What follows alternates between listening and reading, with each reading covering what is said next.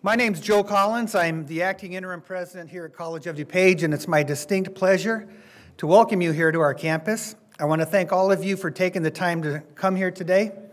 Your attendance is obviously a sign of your commitment and dedication to student success. There's an ongoing national conversation regarding college preparation and workforce readiness. These challenges being faced across the country are also being faced right here in our community. We want to engage today in a local conversation on the challenges that our students face.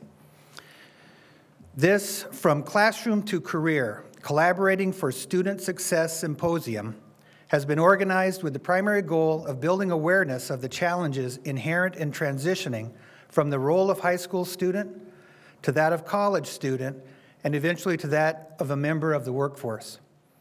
To that end, we've invited a variety of panelists to share different perspectives on these challenges, while also providing time for you to share your perspectives. We hope this dialogue will help all of us in developing strategies that empower our students as they navigate their way through these challenges. The day will begin with a keynote address by the 46th Lieutenant Governor of the state of Illinois, Sheila Simon, on the mission-critical role of teachers in enabling an adroit workforce and an engaged and discerning citizenry. So looking forward to that. Following the keynote, it's a mouthful. Following the keynote address, 3 separate panel discussions will be conducted. The first is geared toward higher education, the second toward student support, and the third toward the workforce. After hearing the speakers, you will have an opportunity to process what you've heard and share your perspectives as we dialogue about ways to help our students succeed. The day will end with a workshop devoted to garnering the thoughts and perspectives of all those who are in attendance. It's intended to begin a dialogue that we hope will continue long after today. Systemic problems require systemic solutions. In order to craft systemic solutions, we must engage in effective dialogue.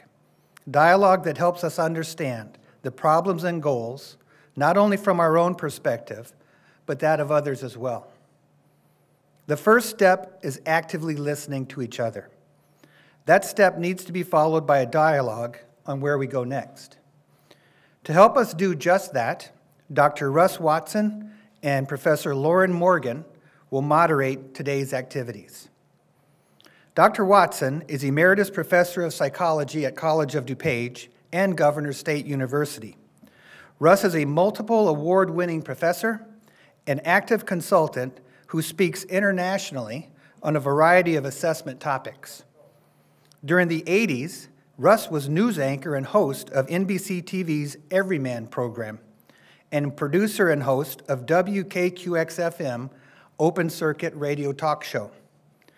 While teaching at Wheaton-Warrenville High School, Russ had the distinct honor of making it to the semifinal round out of 10,000 applicants for the NASA Teacher in Space Challenger mission.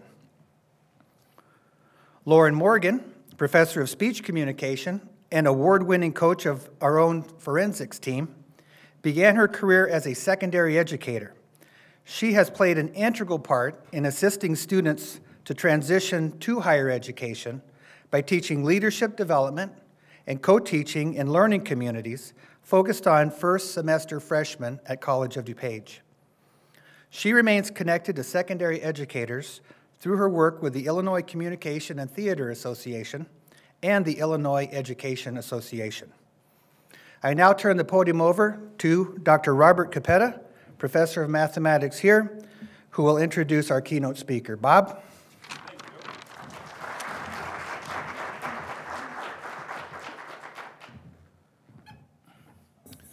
It's my distinct pleasure to welcome Sheila Simon as our keynote speaker today. I just want to give you a little background of this wonderful person. She has a BA from Wittenberg College, a law degree from Georgetown.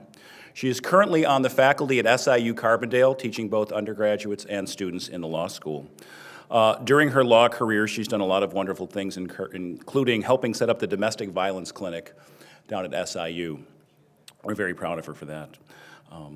However, As a person making public policy, she has been unique in her dedication to two-year colleges.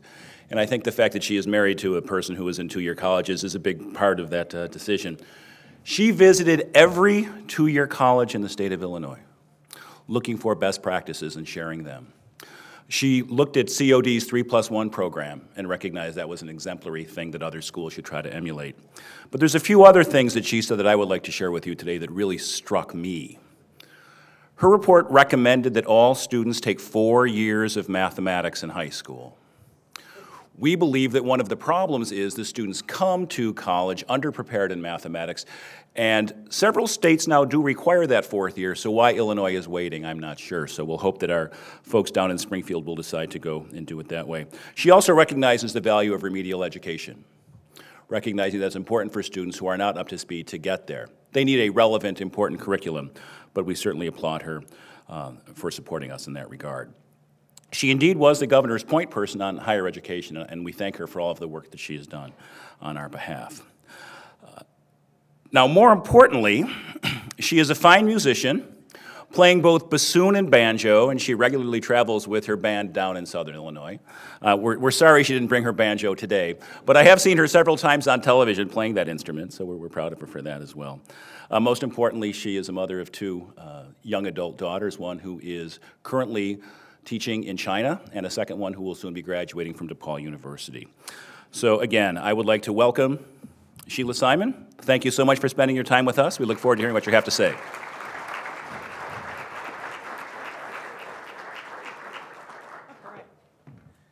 Hey, Bob, thank you very much. And Jim, where's Jim? Thank you for inviting us up here. What a treat to be here. And I should first disavow any involvement with the title of my speech. It sounds brilliant, and it certainly wasn't written by me. And I know that because the word adroit was in there, and I would never have used that. As I explained to my law students, if they went to a fancy law school, you would have a professor who uses Shakespearean references, and I'm more prone to Austin Powers references. But anyway, it's a real treat to be here, and particularly at this point in the semester, right? This is a really nice point for a break. And I don't want to turn this into a 12-step support program, but I could say something like, hi, I'm Sheila, and I did recently look at my syllabus to see how close we are to the end of the semester.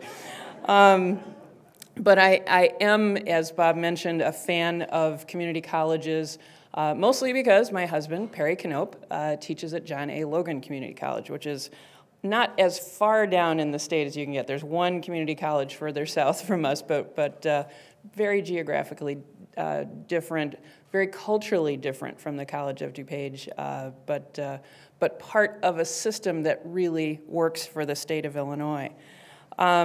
So what's the big deal about what we're all up to as educators, as people who are a part of this system? Nothing more than the key to the success of the state of Illinois, right? We know from people who have studied the workforce and where it's moving, where it's going, that 60% of our workforce is going to need to have a higher education credential as we move forward to be able to be employed. And that could be the bachelor's degree or beyond, it could be an associate's degree, it could be a certificate that makes folks more valuable in the workplace, but it's higher education that's going to make the difference. And of course, we're doing this at a time in the state of Illinois where we don't even have a budget. So what a tremendous challenge, at least right now. But it's bigger than just this year. It's a long-term challenge. And the state has made a commitment to get to 60% of our workforce having a college credential by the year 2025. It's an area where we're actually ahead of the nation, right? We are above average. We're not where we need to be, but we're ahead of most states in terms of percentage of our workforce with that college credential. So we've got something to build on, but boy, we've got a lot of building to do. To get to that number, community colleges do a fabulous job of welcoming people into higher education, right? That's the job in community college is to say, we can meet you where you're at. We can meet your needs. We can get you to the next level wherever you're coming in. So community colleges welcome a really great representation of who we are as the state of Illinois, and a great job of getting them in the door. What we need to be focusing on is how do we get them across the stage at graduation in that quantity, in that number. And so we know what some of the barriers are. We know that some of the barriers are financial. That's one of the one of the reasons why many people are seeking community college education. And those barriers are real. There's nothing we can't deny the challenges that our students have who are working multiple jobs and going to school and doing more than we would ever want people to have to juggle all at once. But we have to work on that, and we have to have allies. I think we have to engage politically, and we have to identify the importance of higher education. I think for a long time we relied on people just understanding that, right? College is a big deal, and you should go to college, and it'll help you get a job. Well, we need to explain that a little bit better as consumers of higher education, as folks who provide higher education. And we also need to identify that it's worth paying for, that it's an investment on the part of the state that will pay off for, obviously, the individuals, but for the state as well. So those are the financial barriers, and they're, I think, frankly, a little bit more challenging to tackle than the academic barriers. The academic barriers are the ones that we as teachers, I think, have more ability to have an impact on. And at the law school, I've spent years and years and years teaching writing to new law students, and I would love to be able to say that English is all that, right? That English is the most important thing around, but it's very clearly math. Math is the single biggest academic barrier to college success. It is what keeps people from being able to cross that stage at graduation. If you identified one academic barrier, it's math. So how do we get over that barrier? How do we make sure that people are not being stopped by that barrier? How do we make sure that people are getting the math that we need to be able to function, right? Because it's not just we'd like you to know math because we think it's good for your brain. It's we want you to know math because you need to have it for the workforce. This is what employers around this state told me consistently as lieutenant governor, that math is important to the jobs that we have now. Math is important not just for the engineers, but for the people who are doing all sorts of functions in our workforce in quantity. So what are those barriers? How do we, one of the things I think we need to look at is how do we evaluate or reevaluate the value of being in the classroom? Is that the definition of success, of learning something, that you were in the classroom, whether physically or virtually, for a certain number of weeks and you learned a certain number of topics, or are we looking at competency? And can we say that we want to get you to competency, and there are many alternatives or multiple alternatives for how you can get there? And I think of particularly in regard to remediation, and how do you get someone up to the level that they need to be at to start their college experience? And I think often we work too broadly. We attack a little bit too much. And Perry, I'll pick on you here, but my vision that I have here is, so Perry and I now own the house that my parents used to own in Makanda, Illinois, very rural, unfortunately lots of woodpeckers, including what breed, I should ask the biology teacher, Barbara, if there's a specific woodpecker that wakes up early in the morning and likes to come and, tap at us. But my vision is of Perry responding to the woodpeckers. And it's not going out with a new plank to cover where there was a hole made. It's going out with the ladder and the caulk gun, right? What's the exact problem that this student has? How can we fix that exact problem and then move on with a limited intervention, right? Can we be successful if we can just address, if we can identify and address the problems that a particular student has? And in math in particular, one of the challenges that I think we need to look at is the seams that connect high school and community colleges. Are there any people here who sew? Yes, score. Okay, we've got sewers here. So, there are different kinds of seams, right? You can do a really fast seam, and it's got the seam, and it connects the fabric, and there's little frayed edges on the side. Or you can use the zigzag part of your sewing machine, and it covers up those little edges. They won't fray. Or you can do like the fancy, I think I've got one here, a flat felled seam. So there's no little hairiness sticking out anywhere. So there are different levels of seams that connect our high schools and our community colleges as well. And I think that's one of the areas where, particularly in a time of, I would say, limited budget, but let's be realistic. Is there a budget for connecting up our community colleges and our high schools? I don't know, but we can do things, and community colleges across the state are doing some things that really improve that seam. And these are not like Sheila's great ideas. These are all ideas that I've mooched from other community colleges across the state by going and visiting all of them, which, by the way, is a great way to develop a collection of t-shirts that will last forever. I'll be able to be running in community college t-shirts for the rest of my life. So some of the basic ideas. Information to high school students on time when they need it. And when do our high school students need to have information about how they're going to do in math when they get to college? Not just before they come to college and not just before they graduate from high school. They need to have information on how they're doing in math and how they would fit in at the college before they register for classes in their senior year. That's when they need to take those placement exams, and that's when they need to be informed, hey, guess what? With what you've got going on right now, you're not going to be able to take college credit math right away. But you've got another year. You've got 1 year left, and now you're fully informed as to what you can do with that 1 year of high school free education before you go on to community college, so you can make it count. There are schools in the state who are doing that and who have seen a dramatic increase in the number of students who take a fourth year of math and a dramatic decrease in the number of students who are not eligible to start off with credit-bearing courses right away. So information to high school students at the right time.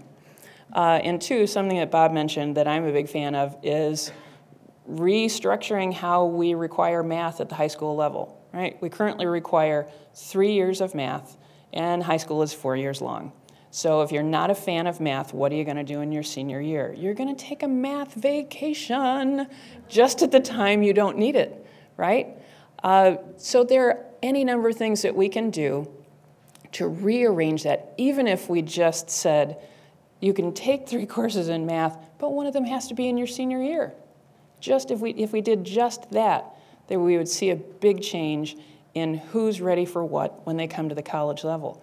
If we said you need to take 4 years of math, and the fourth year of math can be something that is a capstone course or a math as applied to whatever your specialty is in high school, an economics math course, an ag math course. There are all sorts of options to make sure that math is significant all the way through high school. And let me point out, we're teaching people for 4 years of high school. This is not something that's going to cost more money. This is just a redirection of the resources that we have. So there's really no excuses. Okay, so information to high school students when they need it, rearranging the requirements. And then finally, I think really important, and it sounds almost lame, but connecting the faculties at high schools and community colleges. It's not something that has to cost money. You can say, let's get together for beers at a certain place in a certain time. And if you know your counterpart at the high school, at the community college, and can establish some of those connections and swap practices, swap expectations, just to be able to say, as a high school teacher, well, I was talking with the folks at the community college the other day, and here's what they're expecting of you. Not just a theoretical, here's what I think they're expecting, but I know my colleagues at the community college, and I know what they're expecting of you. And for community college teachers to know what's going on, what are the challenges at the high school level. Very important, and again, not something that requires a great investment of resources.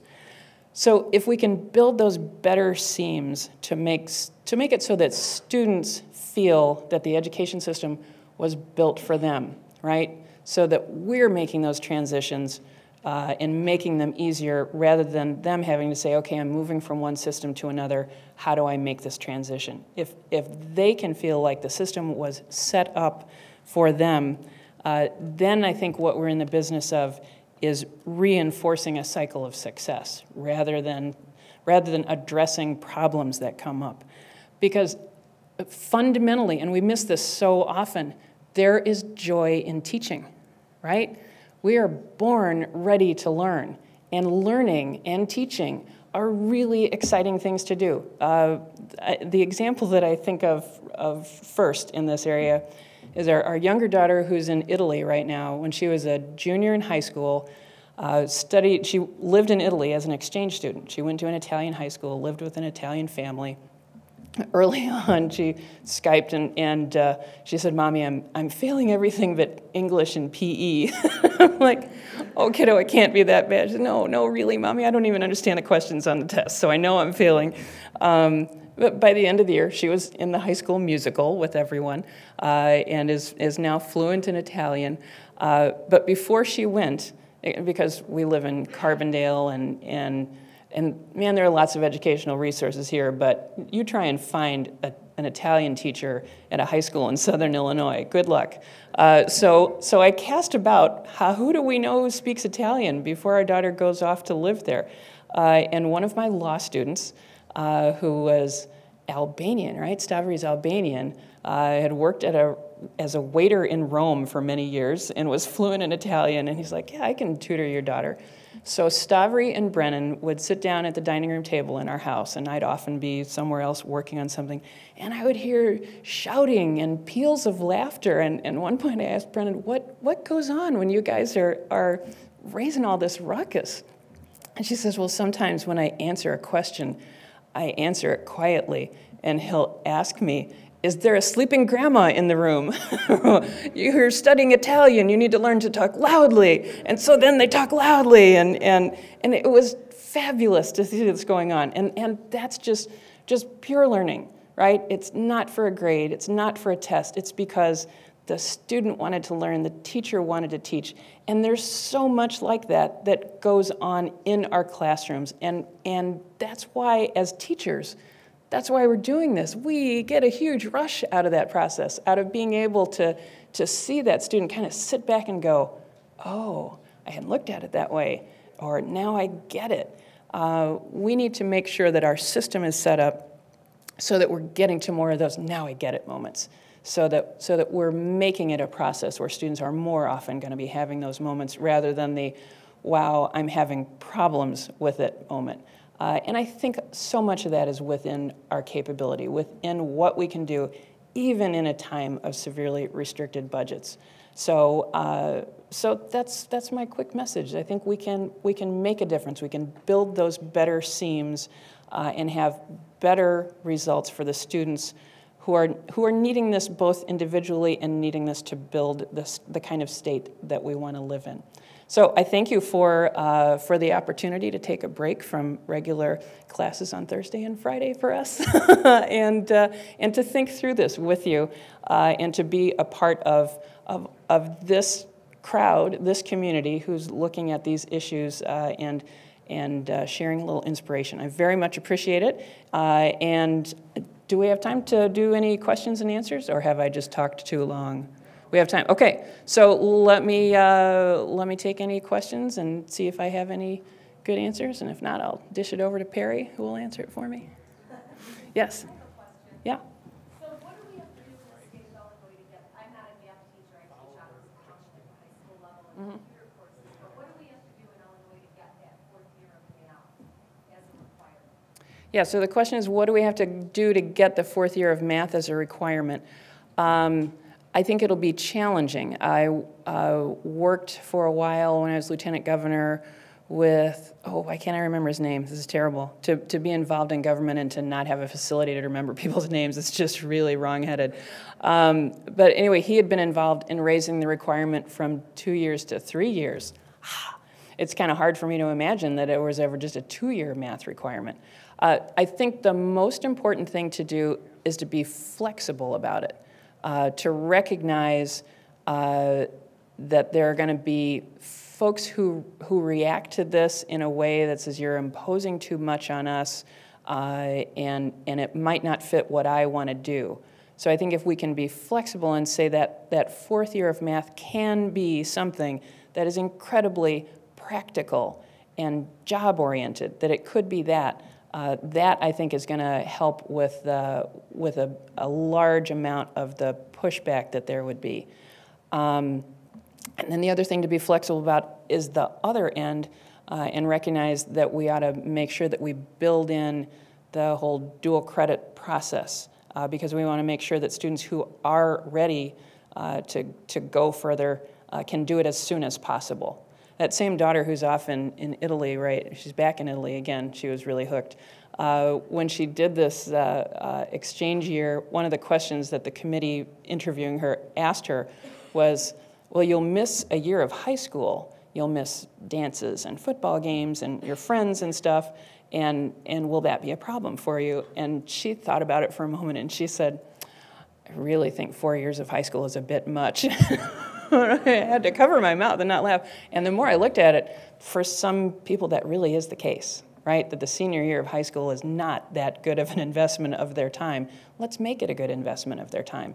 Let's scoot them on ahead whenever we can, and make sure that those who aren't ready for that higher level are getting something that's going to be useful to them immediately. And we can do that. A fourth year of math can definitely do that. Yeah. I don't know if that's a great answer. That's not like going to build it right away, but those are things that I would identify as a part of being successful. Yes? Thank you. I'm a high school administrator, so I feel what you're saying about that fourth year math. Right. We need Yeah. to do a better job at that, and that's crucial. So the second part of it is we see dismal matriculation rates for our kids that enter non-credit bearing courses when they get to the community college. They don't often get through 2 years. They very rarely get through 4 years.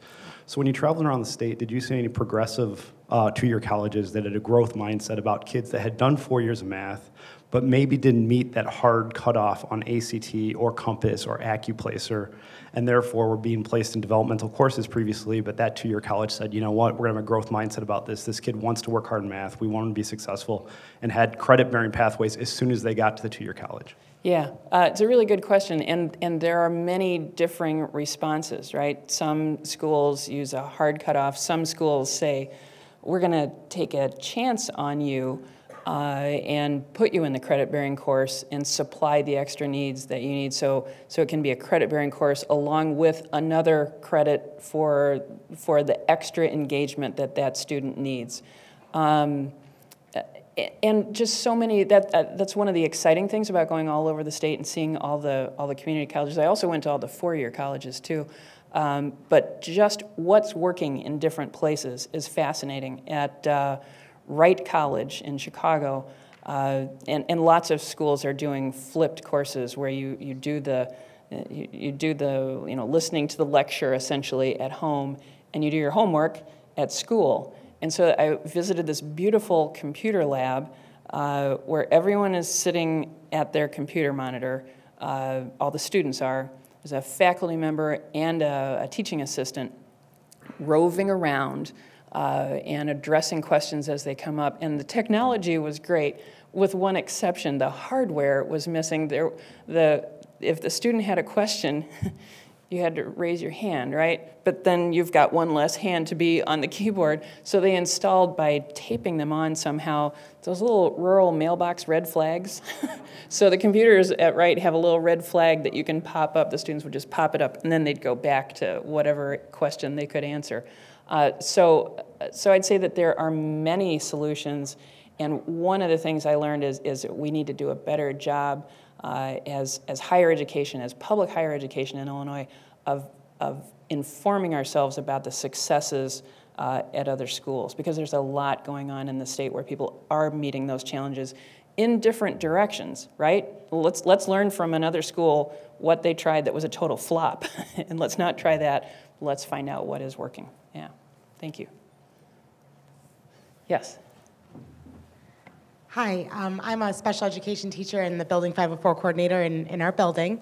And one of the, and you may not be able to answer this, and that's okay, but I know that when I do present this back to my building, it's going to be a question. With regard, and I'm a total believer in doing 4 years of math. I minored in statistics. I think it's a huge deal to have a lot of math.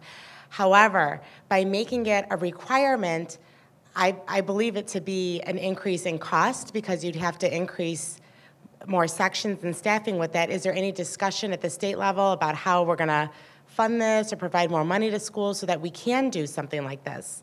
Well, I think one of the things that could help is if we did it with a lot of lead time, right? Because we're not talking about actually teaching more classes in high school. We're talking about what choices the students are making in high school. So you've got the faculty there. You might not have enough faculty teaching math right now to be able to do it, but if you've got some lead time and you can say the next time we're hiring a new teacher, we want someone who can do both these things. So the idea of getting more money from the state for anything to do with education right now is like, no, I can tell you those conversations are not going on, not at all. So there are challenges in getting that done, in getting done anything that has a price tag that comes with it. At the same time, just like higher education, I think we need to be doing a better job of competing for those state resources, right? I think for a long time, just like higher education, we've assumed that the argument has been made and that everyone buys into the value of public education. I think we need to make sure that we're making that argument on a continuing basis. My husband and I are both a part of the Illinois Education Association, and for some reason, organized teachers are now a target for folks, right? That somehow we're doing this out of a sense of greed.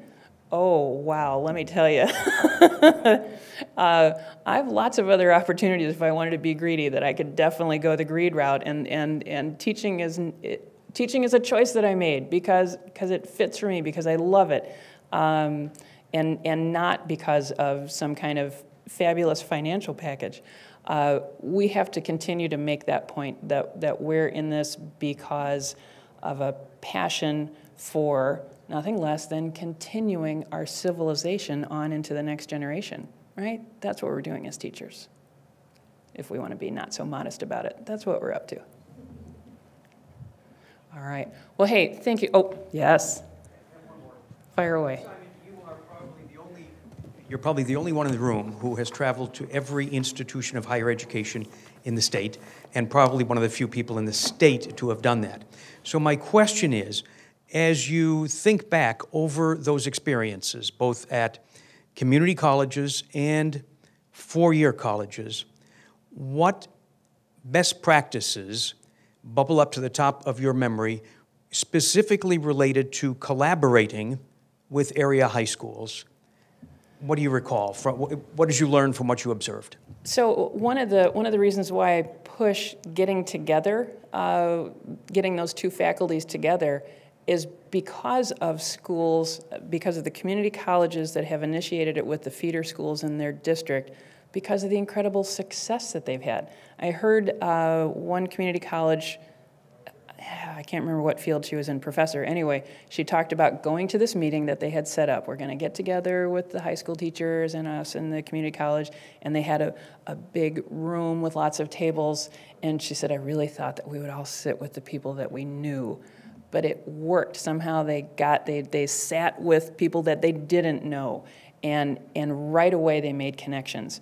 And the ability to keep those connections going, right? That sure, it would be great if the community college teacher can visit the high school teacher in her class, but you don't have to be there in person. You can just say, hey, when I was hanging out with, here's what they're working on at this point in the semester. And just to build those informal connections, number one, seemed easy, and number two, seemed effective. Because there's lots of things that if we had a big checkbook, we would have lots of training together, and we would engage in great collaborative works. And we don't have that, but we all engage in getting together with friends. So what I'm saying is just the idea of getting together with friends on the basis of what you're teaching together was successful. And that doesn't sound very big or dramatic, but it seemed to have had an impact. That's what I was shopping for. Small price tag, big impact. Yeah. All right. Well, thank you very much. I've taken up enough of your time. I really appreciate the opportunity to be here.